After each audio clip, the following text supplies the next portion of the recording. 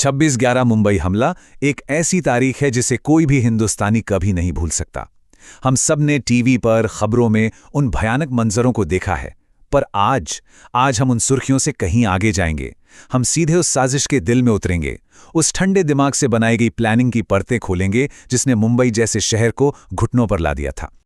और यही सवाल इस पूरी कहानी के बिल्कुल सेंटर में है। सोचिए जरा, कैसे दो पुराने स्कूल के दोस्त मिलकर इतिहास के सबसे खतरनाक आतंकी हमलों में से एक को अंजाम दे सकते हैं। ये एक ऐसी साजिश थी जिसे दोस्ती, धोखे और कट्टरपंथ के धागों से सालों तक बुना गया। और ये कहानी हमें सीधा उन दो चेहरों तक ले जाती है जिनके बिना ये हमला मुमकिन ही नहीं था। तो चलिए इस शतरंज के बिसात को जरा और करीब से समझते हैं। एक तरफ था दिमाग, मतलब इस पूरे खेल का मास्टरमाइंड दाऊद गिलानी, जिसने अपना नाम, अपनी पहचान सब कुछ बदलकर डेविड हेडली का नकाब ओढ़ लिया। एक ऐसा शातिर जासूस जो किसी भी भीड़ में ऐसे घुल मिल जाए कि किसी को कानो कान खबर ना हो। और दूसरी तरफ था हथियार, अजमल कसाब, एक नौजवान लड़का जिसे गरीबी और गुस्से की आग में तपाकर एक बेरहम हत्यारा बना दिया गया।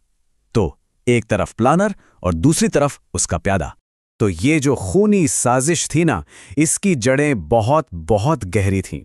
हमारी कहानी की शुरुआत होती है पाकिस्तान के एक जाने माने मिलिट्री कॉलेज से, एक ऐसी जगह जहां दो लड़कों की दोस्ती हुई और उसी दोस्ती ने अनजाने में ही सही भारत पर हुए सबसे बड़े आतंकी हमले की नींव रख दी।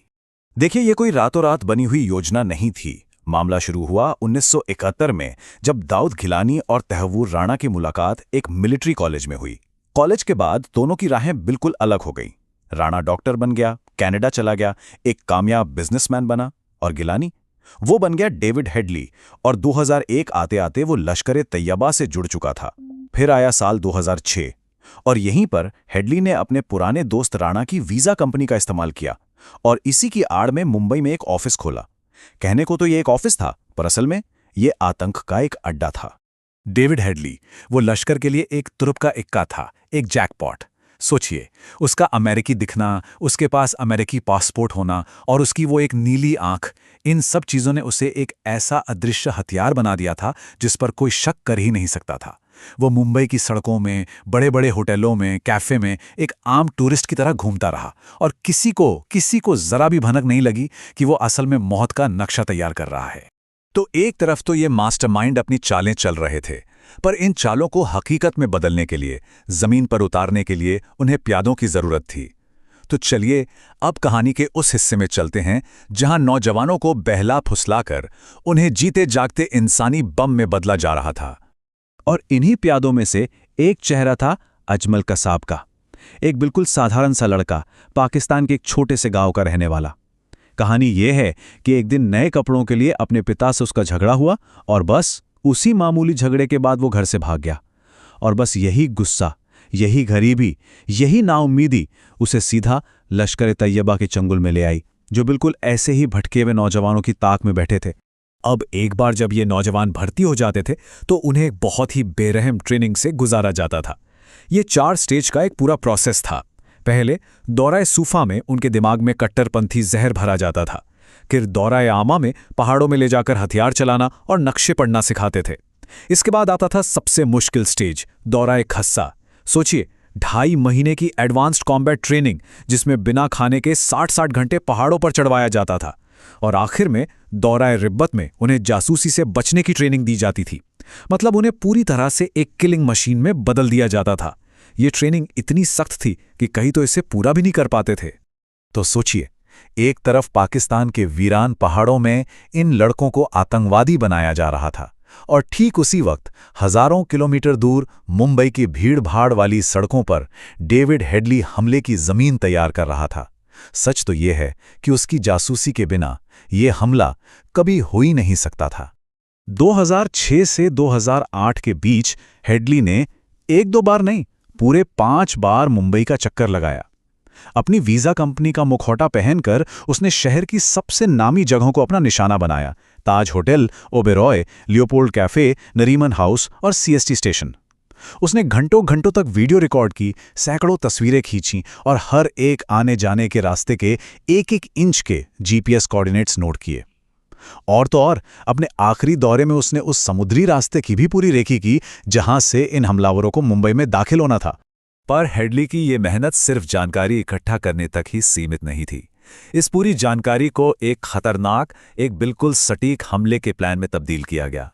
लश्कर के एक कंप्यूटर एक्सपर्ट ज़रार शाह ने हेडली के दिए गए वीडियोस और जीपीएस डेटा का इस्तेमाल किया और गूगल मैप्स पर हर टारगेट के 3D मॉडल तक बना डाले।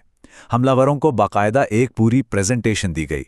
उन्हें दिखाया गया कि उन्हें कहां से घुसना है, किस कोने में छिपना है और कहां खड़े होकर गोलियां बरसनी है। सब कुछ पहले से तय था। तो प्लान तैयार था, हथियारबंद आतंकी तैयार थे। अब वक्त था उस खूनी योजना को अंजाम देने का। और यहां से कहानी अपने सबसे खतरनाक मोड़ पर पहुंचती है।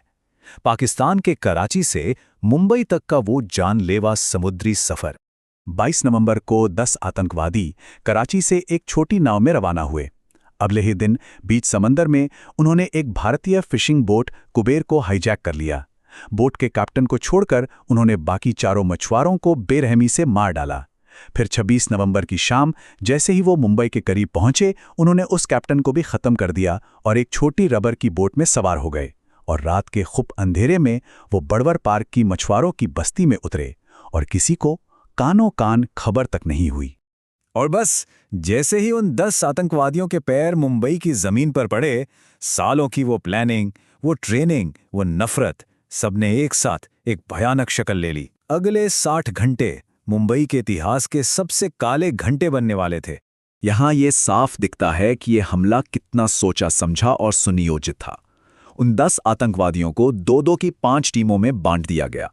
हर टीम का टारगेट अलग, मकसद एक ही वक्त पर पूरे शहर में दहशत और कंफ्यूजन फैलाना। कसाब और इस्माइल खान की टीम को भेजा गया सबसे भीड़-भाड़ वाली जगह पर, Chhatrapati Shivaji terminus railway station.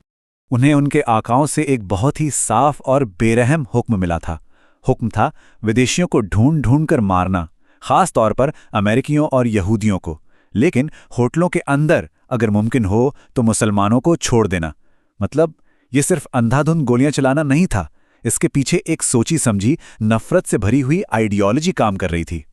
हमले शुरू हो चुके थे और घंटों तक मुंबई पुलिस अकेले ही इन खतरनाक ट्रेंड आतंकवादियों से लड़ती रही। देश की सबसे elite anti terror unit NSG को दिल्ली के पास अपने बेस से मुंबई पहुंचने में करीब करीब 7 से 8 घंटे लग गए।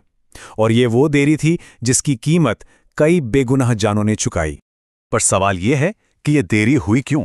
असल में ये कई सारी चूकों का एक नतीजा था। एनएसजी का जो मेन प्लेन था वो उस वक्त चंडीगढ़ में था। जो बैकअप प्लेन था वो इतना छोटा था कि सारे कमांडोज में एक साथ आ ही नहीं सकते थे। प्लेन के क्रू को बुलाने और फ्यूल भरने में ही 2.5 घंटे से ज्यादा का वक्त जाया हो गया और इन्हीं कीमती घंटों ने उन आतंकवादियों को मुंबई में अपनी पकड़ मजबूत करने और ज्यादा से ज्यादा लोगों की जान लेने का मौका दे दिया। चलिए अब हम कहानी के आखिरी पड़ाव पर पहुंचते हैं।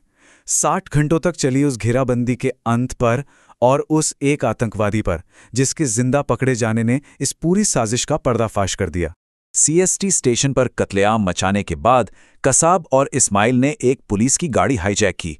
एक फिल्मी अंदाज में कार चेज हुई, उन्होंने वो गाड़ी छोड़ी, एक दूसरी कार हाईजैक कर ली। लेकिन आगे मुंबई पुलिस ने एक तगड़ा नाका लगा रखा था। उनकी कार डिवाइडर पर फंस गई और तभी असिस्टेंट सब इंस्पेक्टर तुकाराम ओम्बले निहत्ते ही कसाब की AK-47 की नली पर झपट पड़े। उन्होंने एक के बाद एक कई गोलियां अपने सीने पर खाईं, लेकिन कसाब को छोड़ा नहीं और उनकी इसी बेमिसाल बहादुरी ने बाकी पुलिस वालों को उस आतंकवादी को जिंदा पकड़ने का मौका दिया। पूरे 60 घंटे तक मुंबई शहर आतंक के साये में रहा। आखिरकार सुरक्षा बलों ने इस घेराबंदी को खत्म किया। 9 आतंकवादी मारे जा चुके थे, लेकिन सिर्फ एक अजमल कसाब जिंदा पकड़ा गया था। और जब गोलियों का शोर थमा, जब धुआं छंटा, तब इस बेरहम हमले की असली कीमत सामने आई। 176 बेगुनाह लोग अपनी जान गंवा चुके थे।